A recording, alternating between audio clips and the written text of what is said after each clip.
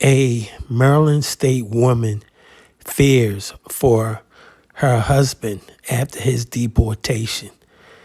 Is this right or is this wrong?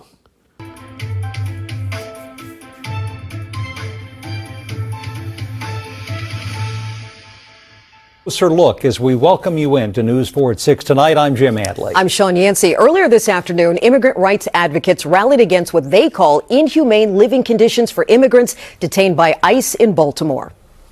But it's not just ICE actions that we are fighting against. Advocates with groups including the Amica Center for Immigrant Rights and CASA said too many people are being held too long and in poor conditions inside Baltimore's ICE field office. Maryland's ICE director said they're abiding by all laws. Meanwhile, one local woman is sharing her fear and anxiety tonight after she says her husband was picked up by ICE, detained and deported. She told News 4 that her husband is in this video posted by the president of El Salvador. In the post, the Salvadoran president claims these men are part of a criminal organization. But according to the man's wife, he is not. In fact, she says he has protected status in the U.S. and being back in El Salvador could threaten his life. Now, these deportations happened under the Alien Enemies Act. It's a law from the 1700s allowing the U.S. government to detain and deport nationals of an enemy nation during war or an invasion. Tonight, we have team coverage for you. Our News 4 I-team is working for you, going on a ride along with ICE in Maryland. But first, Paul Wagner explains in a story you will only see on News 4 how this push to deport has torn a local family apart. The man deported by ICE, we will call him Armando, is now in prison in El Salvador. News 4 is protecting his identity because his wife is afraid for his safety. That's him, according to his wife, being frog-walked by guards in a video posted to X by El Salvador's president over the weekend. A terrifying image for his wife, Jennifer, who had no idea where he was until she recognized him in the video. Jennifer says she also recognized Armando from this photo. She can see his distinctive tattoos, which News 4 has blurred. This is unfair. You just don't go randomly picking up people and sending them and putting on a plane. According to Armando's attorney, the 29-year-old was given the status of withholding of removal back in 2019. The document cites a clause that provides restriction on deportation, but has exceptions in which the person can be removed, like if there's reasonable grounds to believe the person is a danger.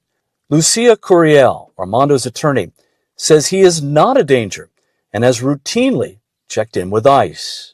I have never heard of anything like this happening. So, and, any other lawyer that I talk to is also, the reaction is just one of shock, because this really is just a flagrantly ignoring the law. This is completely illegal by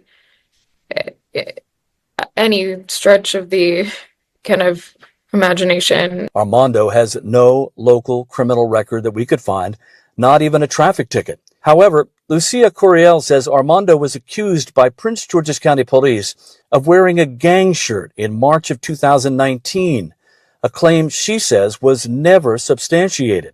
Armando spoke with News 4 through an interpreter for a story that aired in December of 2020.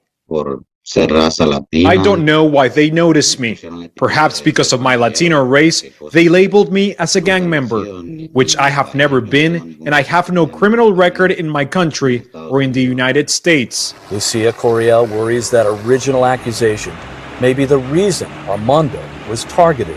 When Armando was pulled over here near the College Park IKEA last Wednesday, according to his wife, he had just left home and was heading to the bus stop to pick up his older children.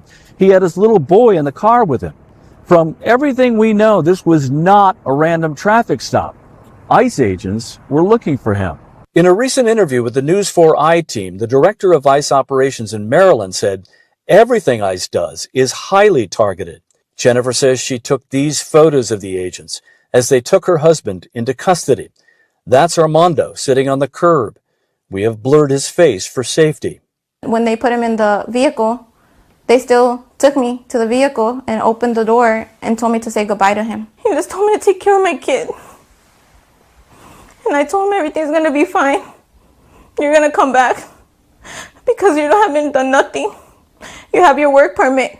Armando's attorney believes the 29-year-old was on one of the 3 flights that left from Texas last week. Flights that President Trump said had, quote, bad people on them. These were bad people. That was a bad group of, as I say, hombres. A spokesman for ICE in Baltimore referred any questions about Armando to the White House or the State Department.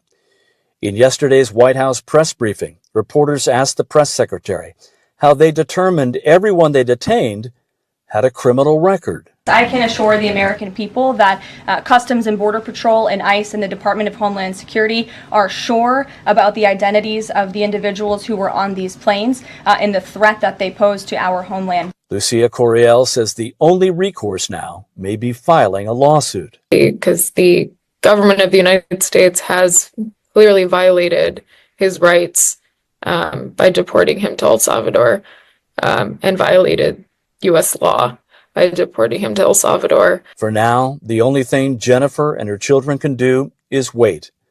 An excruciating one at that. Paul Wagner, News 4.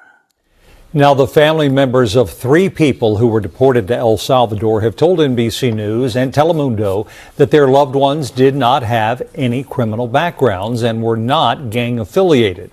NBC News asked the Department of Homeland Security for the criminal backgrounds of those 3 people. A DHS spokesperson declined to provide any criminal records or details, but sent us this statement in response, quote, "We are confident in DHS intelligence assessments on these gang affiliations and criminality. This administration is not going to ignore the rule of law." A crucial reminder here, help is available. If you or anyone you know is a victim of domestic violence, you can call the phone number there on your screen or simply text the word START to 88788.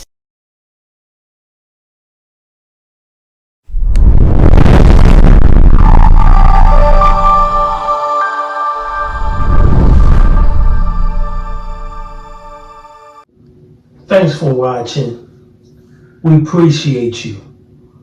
Please subscribe.